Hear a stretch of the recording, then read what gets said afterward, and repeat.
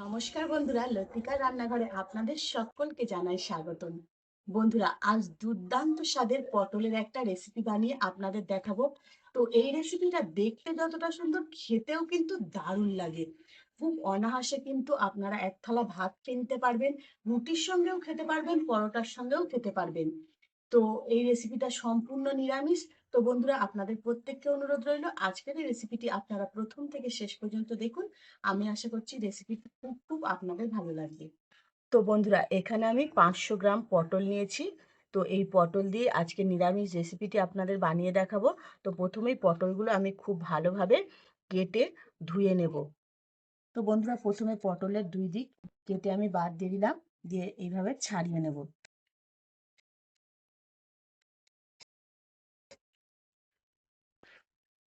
তো বন্ধুরা, পটলগুলো আমি খুব ভালো করে কেটে আর ধুয়ে নিয়েছি। আর পটলগুলো দেখুন, আমি সম্পূর্ণ খোসা কিন্তু ছাড়াইনি, অল্প অল্প খোসা রেখেছি। তো এইভাবেই পটলগুলো ছাড়িয়ে নিতে হবে। তো বন্ধুরা, একটা ছুরি নিয়েছি আর এই পটলের এই মাঝ বরাবর একটু করে আমি কেটে দেব এইভাবে, যাতে ভালোভাবে মশলাগুলো পটলের মধ্যে ঢুকে যায়। তো সব কটা পটলই আমি এইভাবে কেটে দেব মাঝ বরাবর। তো বন্ধুরা, সব কটা পটল আমি মাঝ বরাবর কেটে নিয়েছি। এইবারে পটলের মধ্যে দিয়ে দিচ্ছি একটু লবণ আর দিয়ে দিচ্ছি একটু হলুদ গুঁড়ো। তো পটলটাতে লবণ আর হলুদ গুঁড়ো খুব ভালোভাবে আমি এইভাবে মাখিয়ে নিচ্ছি। আর ভালোভাবে মাখানোর পর 10 মিনিট এইভাবে পটলটাকে আমি রেখে দেব। তো বন্ধুরা, রেসিপিটি বানানোর জন্য কিন্তু আমি নুন জেলে কড়া বসিয়ে দিয়েছি, আর কড়াও গরম হয়ে গেছে। কড়ার মধ্যে দিয়ে দিচ্ছি আমি সাদা তেল। তো বন্ধুরা, আজ আমি বানাবো পটল পসিন্দা। তো বন্ধুরা, তেল গরম হয়ে গেছে। তেলের মধ্যে আমি পটলগুলো একে একে দিয়ে দিচ্ছি। হালকা করে আমি পটলগুলো ভেজে নেব, খুব বেশি লাল করে ভাজবো না। তো নিরামিষ এই পটল পসিন্দাটা খেতে কিন্তু অসাধারণ লাগে।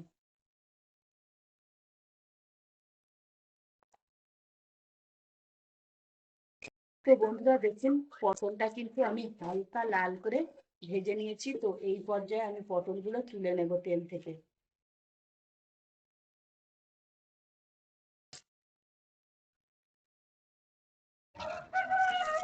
তো বন্ধুরা, ওই একই তেলের মধ্যে আমি ফোড়ন দিচ্ছি দুটো দারচিনির টুকরো আর 4টে এলাচ। এলাচ একটা আমি ফাটিয়ে দিয়েছি। তো একটু নেড়ে চেড়ে ভেজে নেব।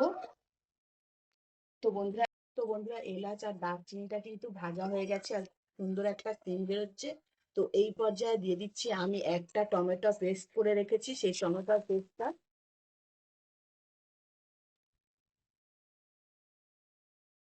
আর দিয়ে দেবো একটু আদা বাটা। এটাকে তেলের মধ্যে খুব ভালোভাবে নেড়ে চেড়ে আমি কষিয়ে নেবো, যাতে টমেটোর কাঁচা গন্ধ একেবারে চলে যায়। তো বন্ধুরা, টমেটোটা তেলের মধ্যে খুব ভালোভাবে কষিয়ে নিয়েছি আর খুব সুন্দর একটা সেন্ট বেরিয়েছে। তো এই পর্যায়ে আমি একে একে সমস্ত মশলাগুলো দিয়ে দেবো। দিয়ে দিচ্ছি পরিমাণ মতো হলুদ গুঁড়ো, দিয়ে দিচ্ছি স্বাদ মতো লঙ্কার গুঁড়ো, দিয়ে দিচ্ছি একটু কাশ্মীরি লঙ্কার গুঁড়ো, যাতে কালারটা খুব সুন্দর আসে। আর দিয়ে দিচ্ছি একটু ধনে গুঁড়ো, দিয়ে দিচ্ছি একটু জিরে গুঁড়ো, আর দিয়ে দিচ্ছি পরিমাণ মতো লবণ।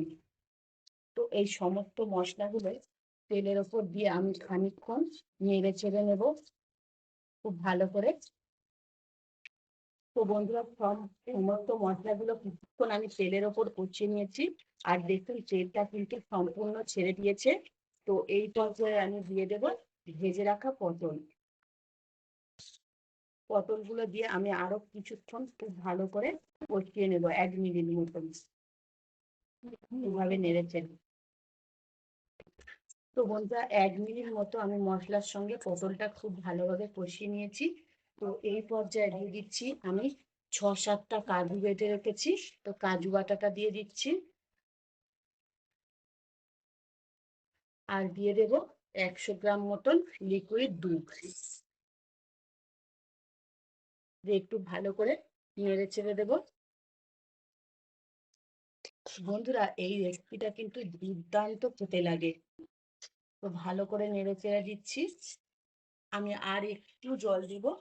দুধ যে পাত্রে রেখেছিলাম সেই পাত্রটা ধুয়ে আর একটু আমি জল দিয়ে দিচ্ছি।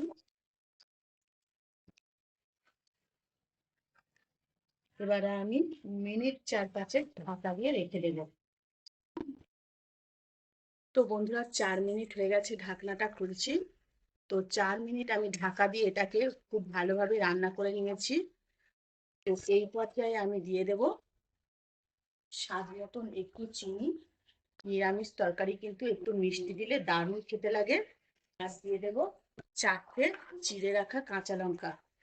তো একটু নেড়ে চেড়ে দিয়ে আমি আরো 1 থেকে 2 মিনিটের মতো ঢাকা দিয়ে রান্না করে নেব। তো বন্ধুরা 2 মিনিট হয়ে গেছে, ঢাকনাটা খুলছি। দেখুন আমার এটা কিন্তু একদম তৈরি হয়ে গেছে প্রায়, আর গা থেকে তেল ছেড়ে দিয়েছে। তো এই পর্যায়ে দিয়ে দিচ্ছি আমি একটু গরম মশলার গুঁড়ো। গরম মশলার গুঁড়ো দিয়ে একটু ভালো করে আমি নেড়ে চেড়ে দিচ্ছি। দেখুন বন্ধুরা দেখতে কতটা সুন্দর হয়েছে, খেতেও কিন্তু দারুণ লাগবে। তো তো বন্ধুরা এই পর্যায়ে দিয়ে দিচ্ছি আমি একটু ঘি। ঘি দিয়ে একেবারে উনুনটা নিভিয়ে দেব। দিয়ে আমি 2 থেকে 3 মিনিটের মতো ঢাকা চাপা দিয়ে রেখে দেব। তারপরে আমার তৈরি হয়ে যাবে সম্পূর্ণ নিরামিষ এই পটল পসিন্দা। তো বন্ধুরা প্রায় 2 মিনিট হয়ে গেছে, ঢাকনাটা খুলছি।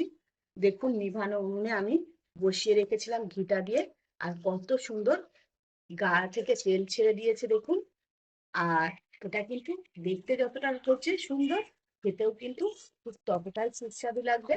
তো বন্ধুরা এইভাবে একবার আপনারা নিরামিষ এই পটল পসিন্দাটা বাড়িতে রান্না করবেন, দেখবেন খুবই ভালো লাগবে। তো বন্ধুরা এটাকে আমি নামিয়ে নেব।